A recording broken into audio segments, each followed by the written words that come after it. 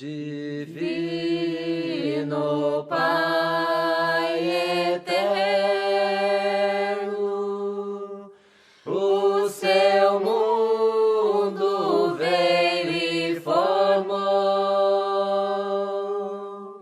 o seu mundo veio. Meus prezados irmãos e minhas prezadas irmãs, então aqui vamos nós, dentro da continuidade do relato que estamos fazendo acerca de algumas histórias da vida do mestre Raimundo Irineu Serra. Daí que no relato anterior nós enfocamos o término do seu serviço dentro da comissão de limites. Terminando então o serviço da comissão, ele já tratou de rumar rumo a Rio Branco, que futuramente seria então declarada como capital hoje do estado do Acre. Daí, chegando em Rio Branco, ele alistou-se na guarda territorial, aonde pôde encontrar com João Pereira, com Germano Guilherme, e que eles também se alistaram para fazer parte desta corporação, a Guarda Territorial. Daí que neste período ele continuava praticando, sempre que possível, o seu estágio, tomando daime, recebendo as comunicações, se comunicando com a sua professora, a Rainha da Floresta, e dela recebendo sempre as orientações. Daí que ele prestou bom serviço nessa guarda, e lá ele então, por força de estar fazendo o seu estágio, tomando daime sempre sozinho, pôde então, em contato que teve através da afinidade da amizade com Germano Guilherme, tomaram daime sozinho os dois, constituindo então, via afirmação, Germano Guilherme, primeiro discípulo do mestre Irineu. Aí caminhou até que um dia a rainha disse para ele que ele tinha que arranjar tempo para se dedicar à doutrina e teria que parar tudo quanto ele andava fazendo. Daí, para ter tempo de se dedicar à doutrina, porque com isso ela estava anunciando que em tempo próximo ele teria que ter a estabilidade para poder começar. Daí ele deu baixa na corporação.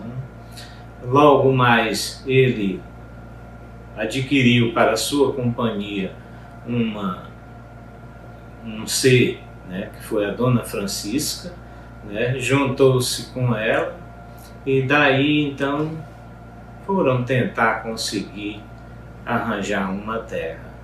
O fato é que depois de duas passagens ele tentou conseguir essa terra que não deu certo, até que ele conseguiu se localizar então como poceiro, junto com outros que muitos dali seriam seus seguidores, porque ali se formava, era a tentativa de, fixando-se aqueles poceiros, tornar então aquilo numa propriedade produtiva agrícola. Daí que, olha, sempre, meus irmãos, fazendo o seu estágio, até que no dia 26 de maio do ano de 1930, ele então iniciou os trabalhos da sessão. Daí que, olha, ainda com relação ao período do estágio, eu quero aqui dizer agora, já dando continuidade ao relato, incluir alguns detalhes. Bem, primeiro, até porque eu já fui perguntado por alguém, por algum irmão que já me fez essa pergunta. Se eu tinha conhecimento que o mestre tomava o daime para caçar, né? Olha, não é verdade. Nesse sentido, não é verdade. Ele nunca tomou o daime com este objetivo específico de caçar. Não era assim. Agora, ele contou que até porque ele, além da labuta diária, né, ele ainda tinha os seus estudos, que aqui, ali e acolá, ele ia fazendo, tomando o daime. Então, por força disso, né, ele não ia ter tempo de sair por aí na mata caçando os animais para poder se nutrir, para poder misturar com o que tinha. Não era esse o objetivo específico dele. Agora, como ele fazia o seu estágio, tomava daime sozinho e sempre na floresta, aí a rainha, ele contou que a rainha, esta sim, era quem fazia a indicação, até porque ela também tirava um pouco do tempo dele, então ela ia dando para ele algumas condições. E aí ela era quem indicava. Às vezes ele ia andando por dentro da mata, né, realizando seus estudos com a mente ligada nela, e aí quando de repente ela dizia assim para ele, ela anunciava, ela dizia: olha, tu vai aí por esse caminho, tu vai assim descendo aí devagarinho, né? E isso ele portando a espingarda dele, né? Aí ela dizia para ele, dizia: tu vai aí nesse caminho, né? Lá embaixo, quando tu terminar de descer, vai ter uma grota. Aí tu olha assim para a tua direita, que tu vai ver que tem um animal para ser abatido lá te esperando, é para poder te nutrir. Então você pode abater. Aí ele exatamente ia descendo ali por aquele caminho e tal, e coisa. Quando chegava lá no local que ele indicou, aí exatamente lá estava um animal já apostado para este sacrifício.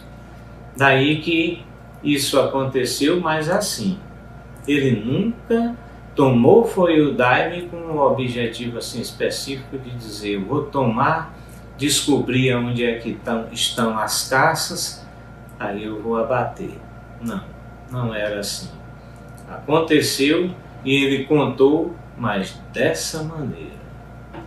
Daí que outra coisa que eu também quero enfocar do estágio dele é que, olha, meus irmãos, durante os anos em que ele ficou tomando daime sozinho, à medida que ele ia se conhecendo, ele ia então naturalmente encontrando nele todas as boas virtudes.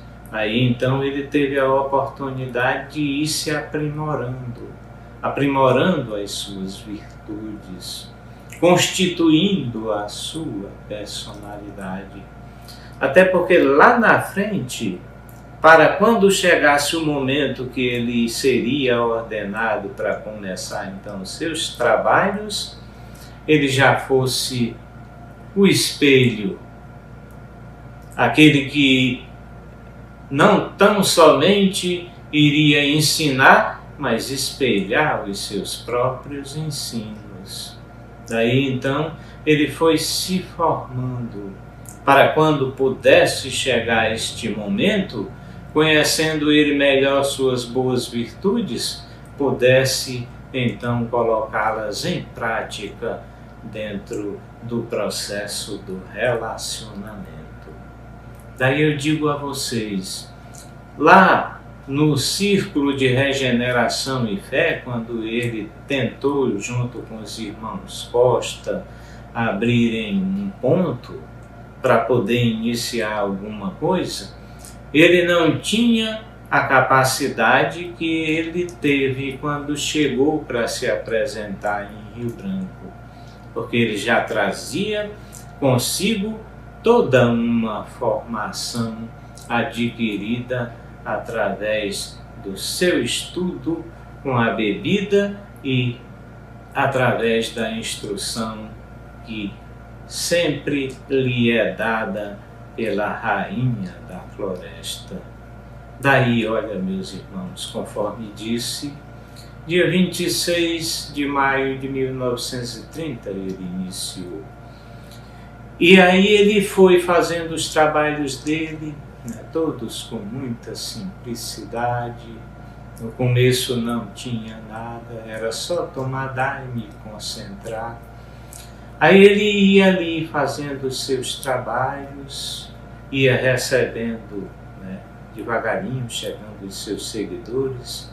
Já estava ali com ele José das Neves, já estava Germano Guilherme, já estavam até chegando outros.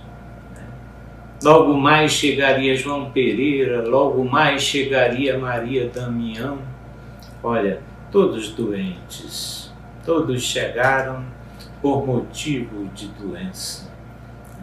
Aí, à medida que iam se curando, iam ficando, iam se unindo ali junto com ele. Daí que, olha, meus irmãos, foi assim que a coisa iniciou, dentro de toda uma simplicidade, passo por passo, exercitando toda uma paciência por parte do nosso mestre. Aí olha, meus irmãos, conforme disse, lá no círculo ele não foi reconhecido, até porque não tinha como ser reconhecido. Agora, quando ele iniciou os trabalhos, que foi recebendo os seus seguidores, os seus primeiros seguidores, ele foi logo sendo reconhecido. Aí aqui eu faço uma observação para vocês. Ele nunca disse para ninguém que era o mestre. Ele nunca disse. Até porque não foi preciso ele dizer. Ele foi reconhecido. Essa é que é a verdade. Ele foi reconhecido porque ele não tão somente dava o daime e curava, mas ele procurava, o nosso mestre sempre procurou demonstrar a sua mestria dentro do processo do relacionamento de irmãos para com irmãos. Daí não foi preciso, meus irmãos, ele dizer para ninguém, eu sou o mestre. Ele foi reconhecido.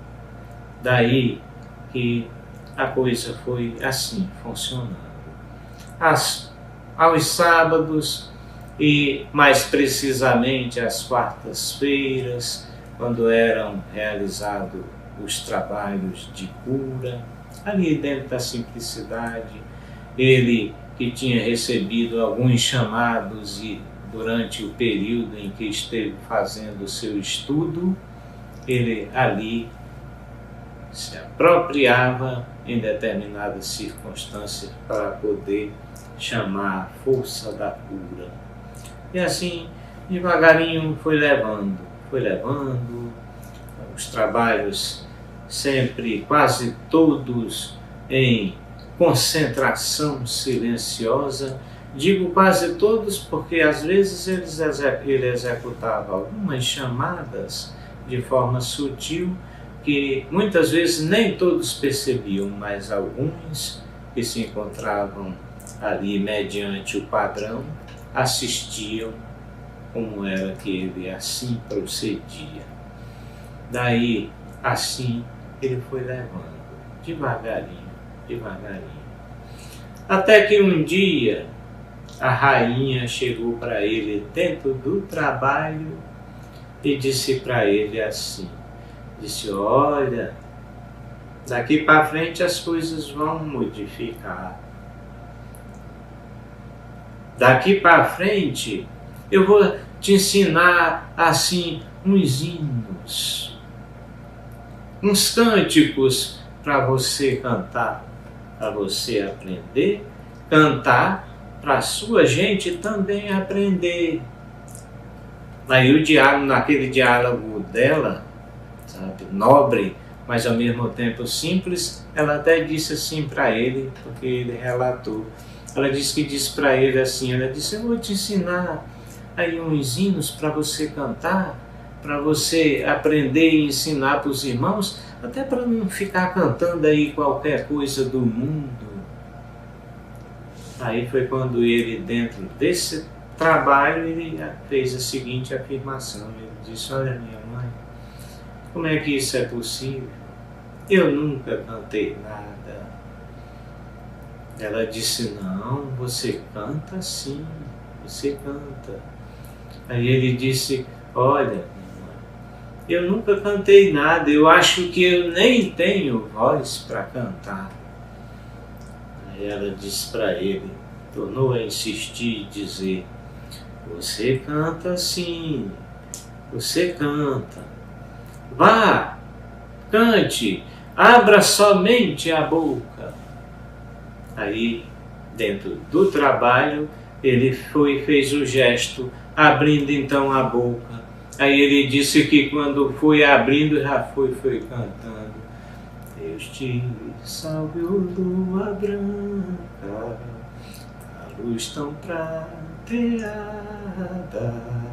tu sois minha protetora, de Deus tu sois estimada, ó Mãe divina do coração. Lá nas alturas onde está a minha mãe, lá no céu, ai meu perdão. Exatamente este hino que ele, naquele momento, através desse gesto ordenado que foi pela rainha, apresentava perante aos irmãos o primeiro hino que seria o primeiro que constituiria então o inário, o cruzeiro.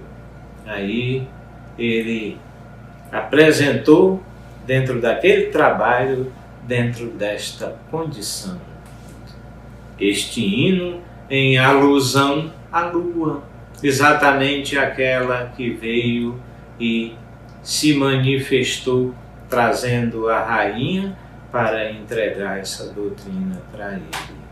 Aí ele cantou. Aí consta, né, a história registra, né, por parte dos contemporâneos, que naquele mesmo trabalho, aí lá o seu Germano Guilherme também apresentou, recebeu e apresentou o seu primeiro hino. Divino Pai do Eterno, o seu mundo veio e formou.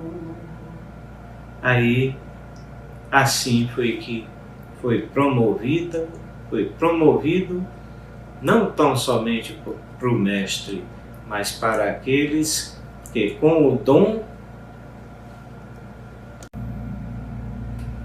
Divino Pai eterno, o seu mundo veio e formou, o seu mundo veio e formou, e habitou.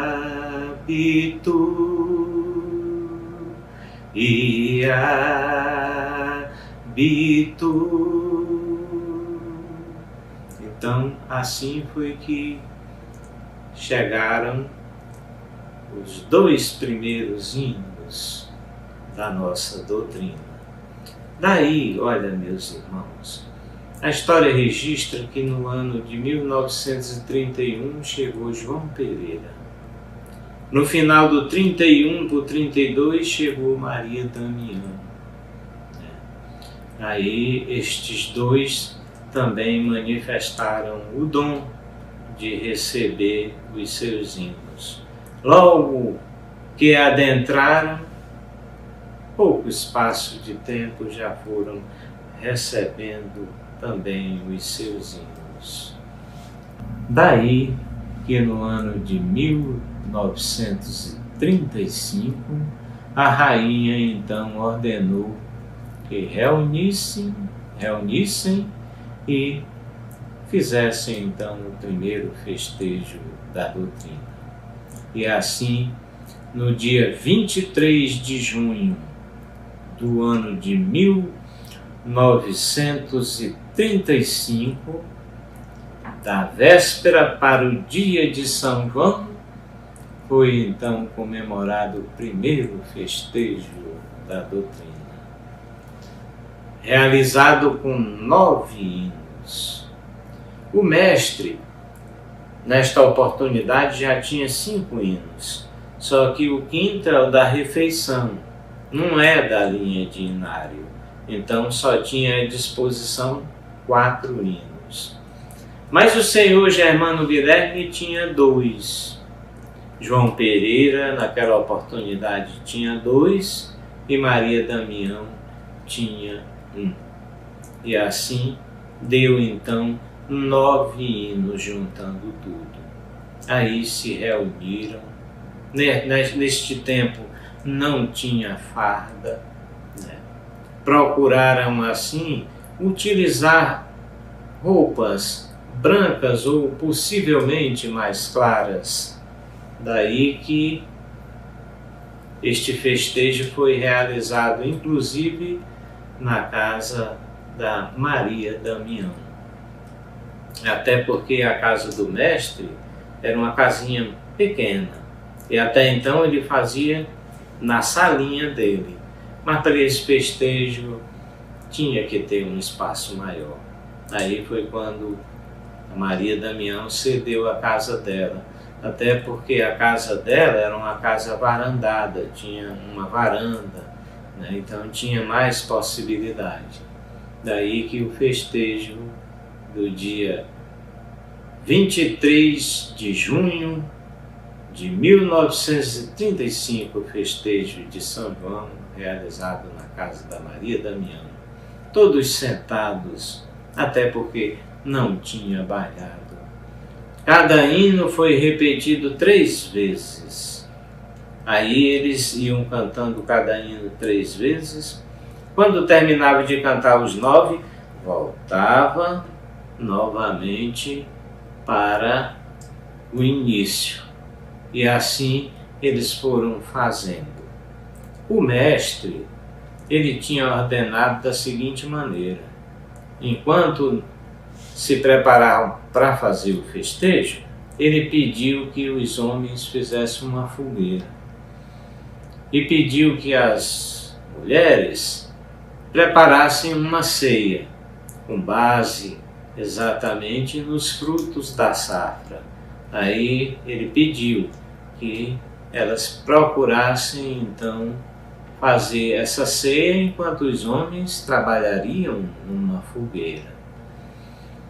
Aí, assim foi providenciado, meus irmãos. E aí eles foram ali cantando os 9 hinos, cada qual 3 vezes, voltando, e foram preenchendo, até que quando foi se aproximando da meia-noite, o mestre pediu então para parar, até para que pudessem fazer aquela ceia que estava preparada. Aí exatamente, prepararam a mesa, ajeitaram tudo, uma mesa bem afarturada. Milho cozido, milho assado, canjica, pamonha e mugunzá, cuscuz, banana cozida, bolo de macaxeira, bolo de fubá, pé de moleque, mingau de banana, leite, pão, café e chá. Caiçuna, bolo de trigo e muito mais ali havia, O melhor ingrediente era mesmo a alegria, ali bem manifestada em tudo que acontecia. Daí que o mestre, este era declarado como uma pessoa alegre. Mas me disse Persília Matos que nesse dia ele estava assim como reluzente, alegre, reluzente, com aquele grandioso passo que ele estava dando com a sua doutrina. Daí que precisamente à meia-noite, ele, antes de abrir a ceia, ele chamou para que todos cantassem o hino da refeição, também 3 vezes repetido. Papai do céu, do coração, que hoje neste dia é quem dá o nosso pão. Graças à mamãe, papai do céu, do coração, que hoje neste dia é quem dá o nosso pão. Graças à mamãe, mamãe do céu, do coração, que hoje neste dia é quem dá o nosso pão. Louvado seja Deus, mamãe do céu, do coração, que hoje neste dia é quem dá o nosso pão. Louvado seja Deus. Depois que todos cearam, daí, com mais um pequeno espaço, o mestre então chamou para que pudessem então chegar para perto do daime, recebê-lo e festejar, continuar cantando com estes 9 hinos até ver o dia raiar. Divino Pai eterno, o seu mundo veio e formou. O seu mundo veio e formou. E